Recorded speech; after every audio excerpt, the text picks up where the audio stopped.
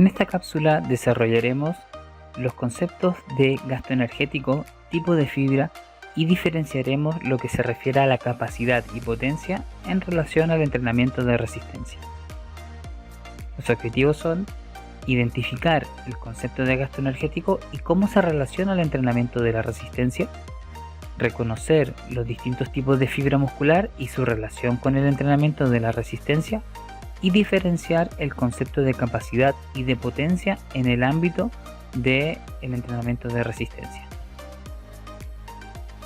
Si bien recuerdan, en algún momento mencionamos que no iban a existir movimientos o ausencia de estos movimientos si no existía una fuerza aplicada y por ende un aporte energético para mantener dicha fuerza, independiente del tipo de ejercicio que yo haga, si es más continuo, explosivo, de fuerza o isométrico.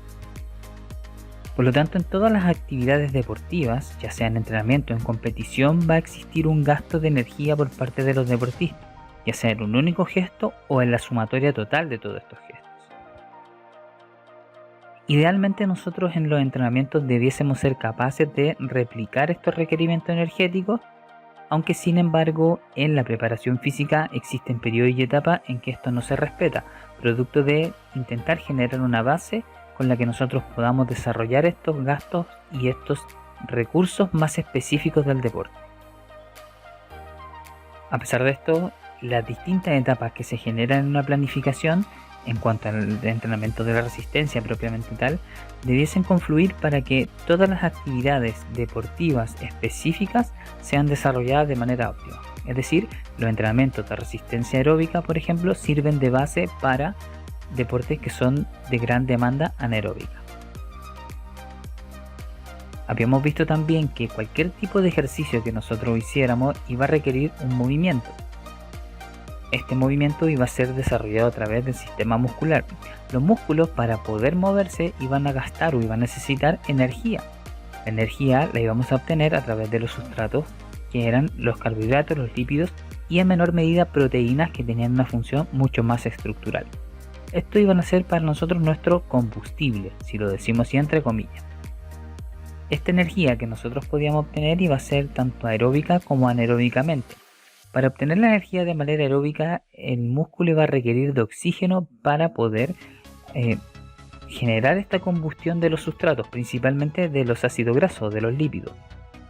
Como el músculo, a medida que aumenta la intensidad, requiere de mayor cantidad de energía, requiere también de mayor cantidad de oxígeno. Esto va a implicar que la sangre necesariamente transporte más oxígeno y por lo tanto nuestro corazón tenga que bombear más sangre, lo que derive en un aumento de la frecuencia cardíaca. El gasto energético total nosotros los podemos dividir en tres grandes factores, en el GEV, en el ETA y en el GAF. El GEV es el gasto energético basal, que es toda la energía que nosotros requerimos para mantener nuestras necesidades básicas del organismo. Toda la energía o todo el consumo energético básico para mantener las funciones de base de nuestro organismo van a ser el gasto energético basal. También tenemos el ETA, que es el efecto termogénico de los alimentos, pues nosotros al ingerir alimentos y digerirlos y procesarlos, nuestro organismo va a gastar cierta cantidad de energía para poder desarrollarlo. Por eso algunos alimentos que se demoran más en ser digeridos generan un mayor efecto termogénico. Además, vamos a tener el GAF o el gasto de actividad física, en la cual vamos a incluirlas tanto en las actividades físicas de la vida cotidiana, conocidas como el NEAT o actividad física no planificada, y el entrenamiento. Nosotros vamos a influir preferentemente sobre el entrenamiento, ya que la planificación de nuestros ejercicios va a ir dirigida hacia mejorar ciertas capacidades y esto se traduce en un entrenamiento deportivo. Todas las actividades van a tener un gasto energético, ya sea entrenamientos de resistencia o de fuerza explosiva o de fuerza resistencia. Sin embargo, la duración, intensidad y de qué forma se ejecuten va a implicar un gasto energético distinto o de una fuente diferente. También tenemos que recordar que teníamos tres distintas vías energéticas o vías metabólicas. En el primer caso teníamos una vía anaeróbica aláctica, la cual era dependiente del ATP-CP, que nos entregaba una alta cantidad de energía pero en un tiempo muy reducido. Además, en la medida en que esta fuente se nos fuese agotando, iba a empezar a predominar la fuente del metabolismo anaeróbico láctico, principalmente dependiente del glucógeno, y que iba a tener como producto metabólico el lactato. Una vez que se vayan agotando las fuentes energéticas del metabolismo del glucógeno, va a empezar a predominar la vía aeróbica, es decir, el metabolismo de los lípidos. Si bien este sistema energético nos permite entregarnos mucha energía durante mucho tiempo, esta cantidad de energía no es suficiente para cumplir con actividades de alta intensidad. Los tipos de fibra que nosotros vamos a reconocer en esta primera instancia son principalmente tres: las fibras tipo 1A, las fibras tipo 2A y las fibras tipo 2X. Las fibras tipo 1A tienen una característica de ser de color rojo, por eso las mencionamos con una etiqueta roja. Son generalmente de contracción lenta o de baja capacidad de tensión, por lo tanto generan poca fuerza, entre comillas. Tienen mucho mayor resistencia y su estimulación logra mejorar la capacidad aeróbica. Estas fibras están relacionadas más al entrenamiento de resistencia aeróbica porque al ser rojas quiere decir que están vascularizadas, lo que les permite utilizar principalmente el metabolismo oxidativo. Las fibras tipo 2X por su contraparte son de color blanco, por lo que no están muy vascularizadas, es decir, no tienen una presencia de oxígeno importante, por lo que van a utilizar principalmente la ATP-SP para poder funcionar. Son fibras mucho más grandes que las fibras tipo 1A y tienen una alta capacidad de tensión. Antiguamente se decían que eran fibras rápidas, hoy se dice que son fibras de alta intensidad. Generan mucha fuerza, pero esta tensión pueden mantenerla en un tiempo muy breve. Por lo tanto, tienden a fatigarse con mucha mayor rapidez. Entre medio de estas dos podemos encontrar nuestras fibras intermedias, que son las fibras tipo 2A, fibras rápidas y resistentes. Logran niveles de tensión relativamente altos durante un tiempo medianamente considerable. Generalmente se asocia a este tipo de fibras el metabolismo anaeróbico láctico, es decir, de la vía energética del glucógeno. Es importante destacar esto porque, independiente de los tipos de fibra que nosotros tengamos, tenemos que comprender que dentro de la fibra muscular se encuentran las mitocondrias, no precisamente dentro de las miofibrillas, sino que dentro de la fibra. Las grasas o los lípidos se van a oxidar dentro de las mitocondrias, por lo tanto necesitan ingresar a las mitocondrias. Por lo cual las fibras tipo 1A, al ser de color rojo y estar vascularizadas, poseen una mayor cantidad de mitocondrias. Estas mitocondrias, como se dice, están dentro de la célula o están dentro de la fibra muscular, que en este caso es lo mismo. El glucógeno se va a utilizar fuera de la mitocondria, no requiere ingresar a la mitocondria para poder utilizarlo como combustible. De igual manera, la utilización del glucógeno nos va a generar un producto metabólico que es el lactato. Todo esto, tanto la oxidación de las grasas como la utilización del glucógeno, va a ser dentro del músculo.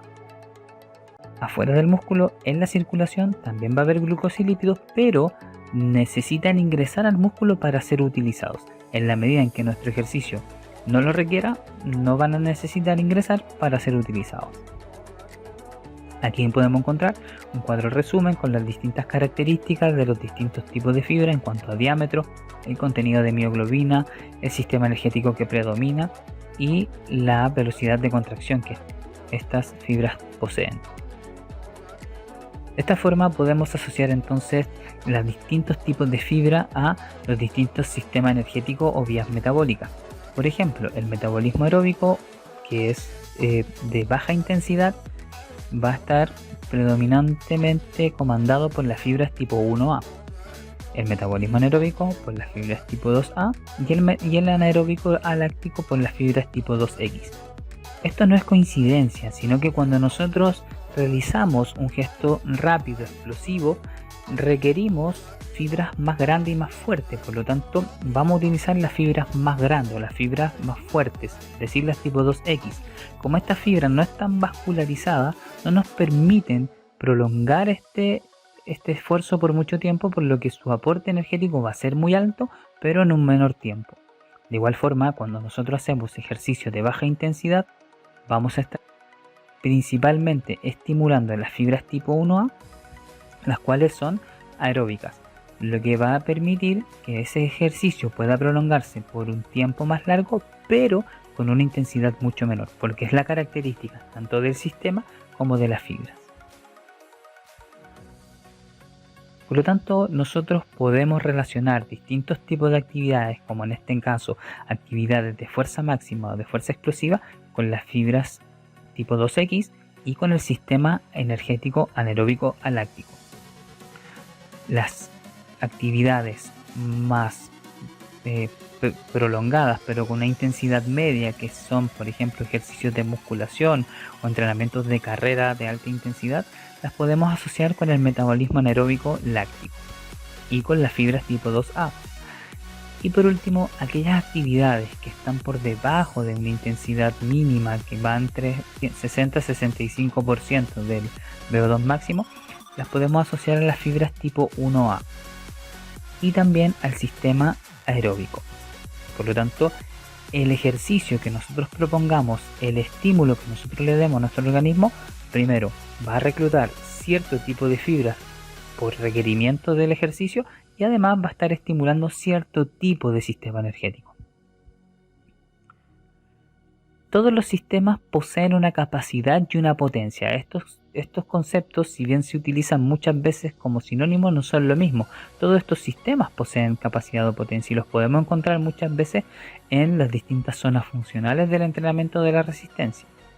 La diferencia, a grandes rasgos, es que si nosotros tuviésemos, por ejemplo, un muchacho de un delivery, la capacidad sería cuántas pizzas puede repartir en total, versus que la potencia es cuántas pizzas puede repartir en 10 minutos. Bajo esta perspectiva, la capacidad es la energía total que me puede entregar un sistema y la potencia es qué tan rápido puede entregarme la mayor cantidad de energía. Podemos ver aquí entonces un cuadro resumen en el cual se ven los tiempos de aporte energético en cuanto a potencia y capacidad de los distintos sistemas energéticos.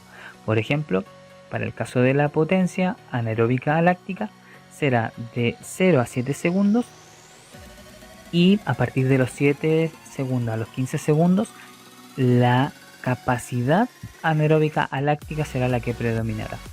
De igual forma, entre 15 y 45 segundos de alta intensidad estaremos hablando de potencia anaeróbica láctica y superior a esto, entre 30 segundos y 2 minutos estaremos hablando de capacidad anaeróbica láctica.